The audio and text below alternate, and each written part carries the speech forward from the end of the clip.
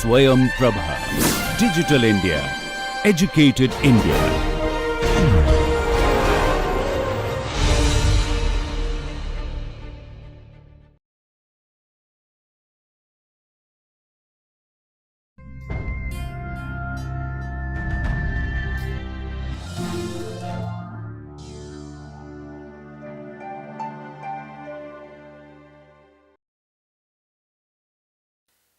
Welcome to class.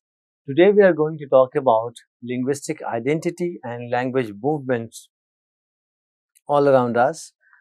I'll be taking up certain examples all over the world to sensitize you towards instrumentality of language in organizing communities and constructing identity and a geopolitical, socio-political urge to assert it. The languages and the speakers and the speech communities are struggling to get their share. They want to be recognized, accepted, and given prestige value to their language they speak. And it has generated a lot of tension and movements around the world. Though this lecture is not exhaustive, talking about all kinds of tensions and movements around the world, but I will try to make you understand with 2-3 examples. And we will talk about how some of these movements that started as a linguistic struggle and language movement turned into a violent conflict and ultimately resulted in separatist tendencies. So today we are going to talk about language identity and language movements. In order to make it clear and easy for you, I would like to quote Gibson 2004, who beautifully explains the instrumentality of language in our creation of identity. I quote from Gibson 2004. He says, "Language is intrinsic to the expression of culture. Language is a fundamental aspect of cultural identity. It is the means by which we convey our innermost self from generation to generation. It is through language that we transmit and express our culture and its values. Language, both code and content, is a complicated dance between internal and external interpretations of our identity." I unquote. In such a powerful and self-explanatory expressions, Gibson gives us the idea of linguistic identity. Language is a vigorous marker of our identity. You can see all around, somebody who doesn't speak like you feels alien and distant from you. And suppose you are walking on the streets of, let's say, Delhi, and you happen to meet somebody who speaks Tamil. A sudden bond emerges, you identify with the person. The person looks so familiar. That's the power of language. It has a sense of otherizing. It distinguishes between us and them. It's a cohesive bond that we develop with the members of the speakers in that community. And language binds us together.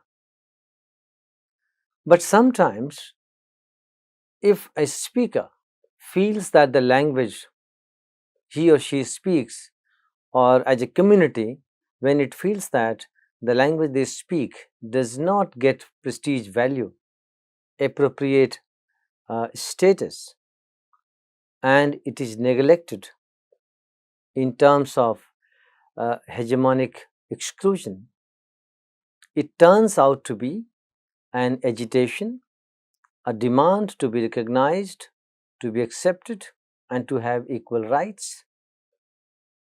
United Nations also recognizes linguistic rights as very important human right. So that is the power of language that that constructs our identity.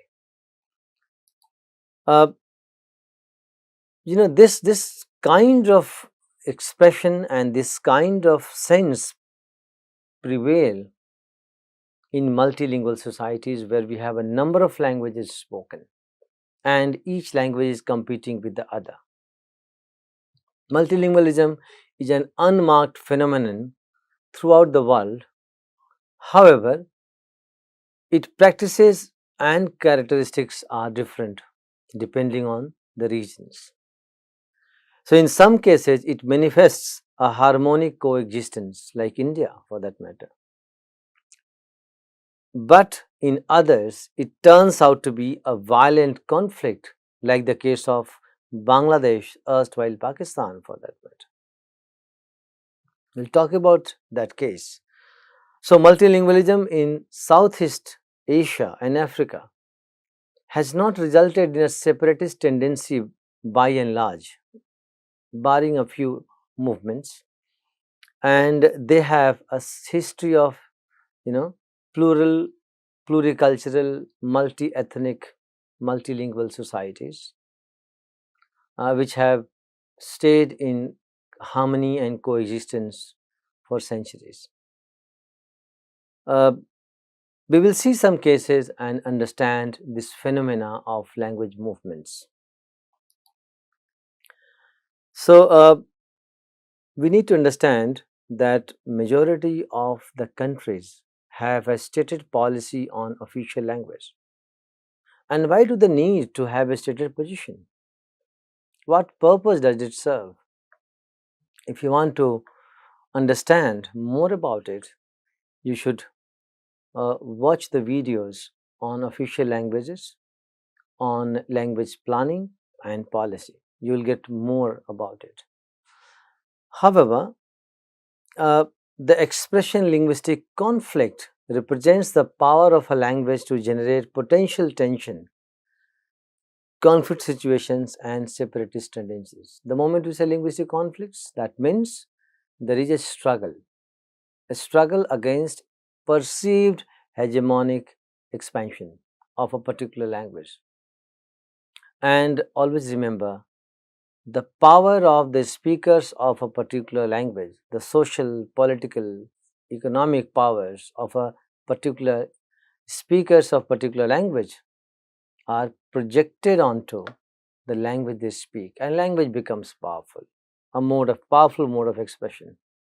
And with growing power and expansion, other languages may feel threatened. Other speakers of other languages may feel threatened. So, a kind of conflict, a kind of tension generates out of it. So, other social and cultural indices such as religion, race, tribe, social history, they all have their own share in flaring up the issue. But at the center stage stands the language. And we need to understand that this linguistic identity becomes a binding factor.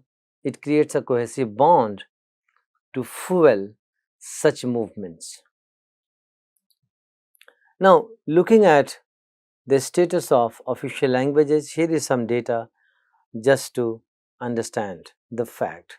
So, 178 countries, this is not the total number, but out of all the countries, 178 countries of the world recognize an official language, and 101 out of 178 recognize more than one as official language, more than one languages as official language. And to give you a feel, your neighboring countries, India for that matter, where we have Hindi as official language, English as associate official language, and variety of regional languages as at state government levels, official languages. India has Schedule 8 that recognizes 22 official languages. Then Pakistan, where we have Urdu as official language, Bangladesh as Bangla, Afghanistan, Pashto and Dari. In Sri Lanka, Sinhala and Tamil, English is linked language. In Nepal, Nepali, however, the second majority language Maithili and the third one Bhojpuri are also very prominent there. But Nepali is a stated official language of Nepal. Bhutan, Dzongkha, it's a national language. However, a variety of other Sino-Tibetan languages are spoken in the region. China, Standard Mandarin. We also call it Chinese, Standard Mandarin. However, different dialects and varieties of Mandarin, apart from other languages, minority languages, are also spoken there. Singapore, more than one. So, it has English, Mandarin, Malay and Tamil, where Malay is a national language and 4 languages are recognized as official languages of Singapore. And the list goes on. Interestingly, United States of America has no official stated position, but de facto English remains the language of all administration and at federal and state levels. We'll come to English only movement of USA later on in the talk. Now let us take a recent example of a linguistic movement that turned into a separatist movement and culminated as creation of a new nation state country called Bangladesh. In 1947, after partition, Pakistan was created with 2 non-contiguous locations, geographical areas. One is East Pakistan, the other is West Pakistan. Then Pakistan adopted Urdu as its national and official language, and though the newly created Pakistan was multilingual, but it adopted only Urdu as its official language, and it was imposed on all provinces. There was a huge protest in erstwhile uh, Pakistan, the other Pakistan, East Pakistan, that is now Bangladesh, for recognizing Bangla as the official language of this region.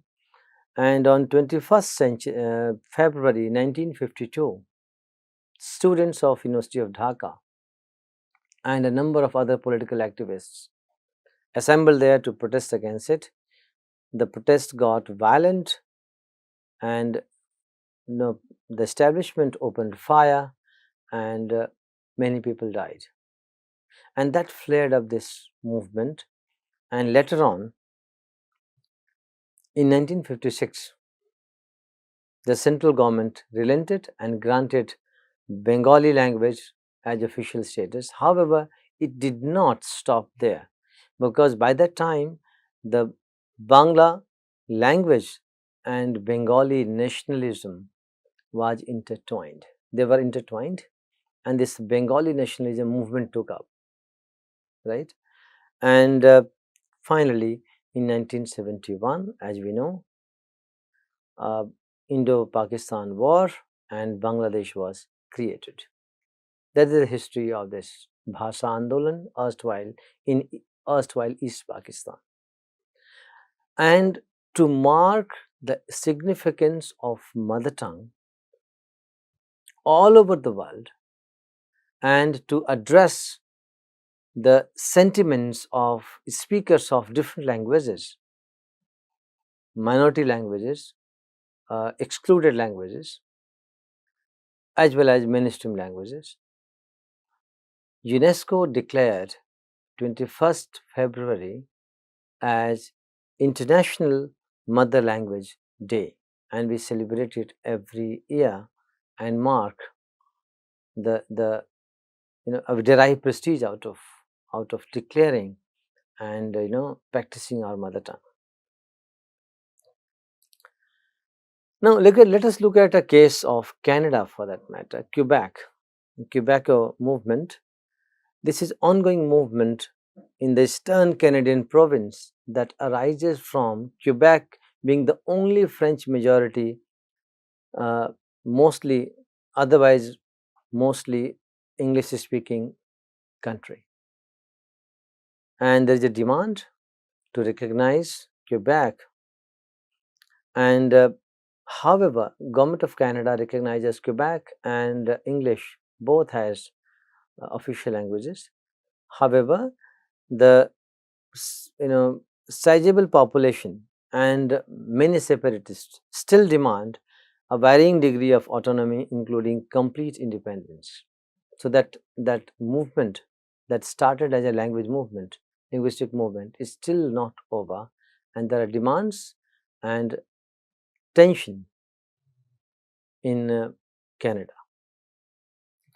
Take the case of, let's say, Spain, Galicia, the northwesternmost autonomous community.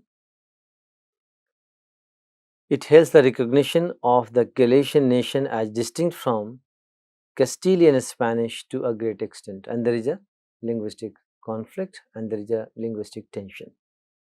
A vast majority of nationalists seek the reunification of Galicia with Portugal, with whom they feel a closer cultural and linguistic affinity. Similarly, Basque Country. Spain has autonomous communities of Navarra Basque Country and French Basque Country. And the Basque people, who are native to these regions, seek the cultural and political reunification of the aforementioned provinces and the promotion of Basque national identity. And we have a linguistic tension and a movement going on for these demands. Other part of the world, let's say Scotland. So Scottish Gaelic and Scots. There is a conflict and a tension between the two. So there are two major, often opposing linguistic and political movements in Scotland for the recognition of and promotion of Scottish as the national language. So Scottish Gaelic, closely related to Irish, right? They are demanding to be recognized as official language. However, Scots, which is Scot, which is considered as a variety of English, or to some it is a closely related variety. So whatever the case is, it stands in opposition to Scottish Gaelic, and there is a movement, there is a tension between the two. This is not alone, because if you look at the struggle of Sinhalese and Tamil in Sri Lanka, that is yet another case where a linguistic conflict turned into an ethnic conflict and a political fight, and years of bloodshed and reconciliation activities followed after these conflicts, and it continues. However, after 2011, we can see the peace and harmony being promoted in the region. So that is another case for you. Look at English only movement in USA for that matter. It all started in second half of 18th century with immigration from different parts of Europe and Africa hitting the shores of America, and then a lot of ethnic, linguistic, and uh, nationality conflicts that we see during that period. But I will not go into the detailed history of it. But English only movement, also known as official English movement in USA, it's a political movement that advocates for the use of only English language in official affairs of the federal government of United States. However, United States of America federal government has not declared constitutionally any language as official language. It avoids societal multilingualism to bring into official declaration. De facto, English remains the language of administration and all affairs in America. Just to give you a few perspectives, in 1907, President Roosevelt wrote, he said, "We have room for but one language in this country, and that is the English language, for we intend to see that a crucible turns our people out as Americans of American nationality and not as dwellers in a polyglot boarding house." That is a very categorical remark he made about promoting English only in United States. We saw after First World War, for that matter, there was a protest against German as a language to be used in the United States. So lots of things, Spanish for that matter has a undercurrent and tension with English in United States, Italian for that matter, right? But the modern English only movement has been opposed by a very powerful body, Linguistic Society of America. In its resolution, it states, I quote from there, "Be it therefore resolved that the society, that is Linguistic Society of America, make known its position to such English only measures on the grounds that they are based on misconceptions about the role of a common language in establishing political unity, and that they are inconsistent with basic American traditions of linguistic tolerance. As a scholar with a professional interest in language, presented and approved at the Linguistic Society of America business meeting in New York City, December 1986, submitted to and passed by membership in a mail ballot on March 1987. So that is a clear resolve not to promote and support this movement. However, undercurrents, societal tensions, and language movements are still on in some pockets, in some form in United States. Looking at post-colonial Africa, and if you look at their stated official language policy, they also underline such existing linguistic tension and movements, language movements in the subcontinent, in the continent, African continent. And owing to their colonial histories and a series of immigrations for the sake of trade and demands of the labor market, multinationals, multi-ethnic population shifted, immigrated to African shores, and African society is truly multiracial, multi-ethnic, and this multiplicity of ethnicity, language, and race govern their societal composition. Right? In post-colonial Africa, we see an Indo-Glossic tendency of stating official languages. What is Indo-Glossic? Indo-Glossic means when your official language is a native language. However, they have Indo-Glossic official language plus the language of the colonizer or the foreign language like English, like French, So most of the countries have Indo-Glossic and a foreign language as their official language, stated languages policies. And the list is long.